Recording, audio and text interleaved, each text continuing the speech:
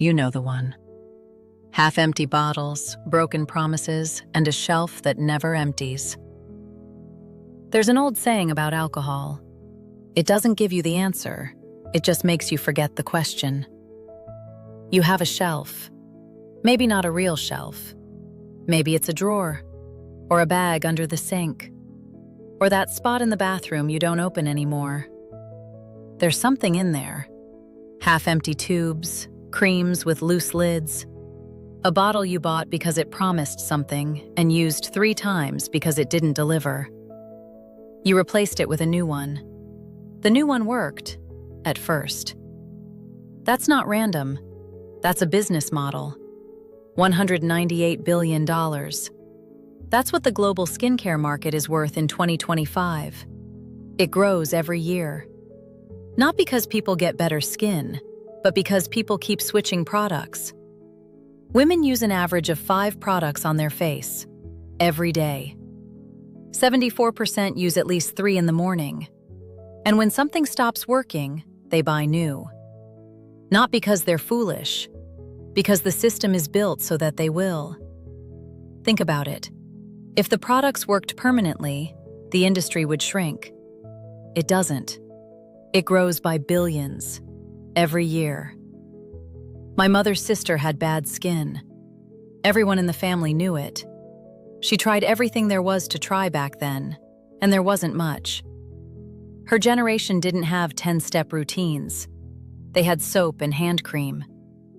She struggled anyway, and her daughter struggled, and her granddaughter is still struggling. 3 generations. None of the bottles gave the answer. Maybe because the bottles were never designed to solve the problem. Maybe they were designed to make you forget the question. The Korean 10-step skincare routine wasn't invented by Korean women. It was invented by the American magazine Into the Gloss in April 2014. Charlotte Cho, a Korean-American beauty expert, put together a picture-perfect routine, posted it, and the internet exploded.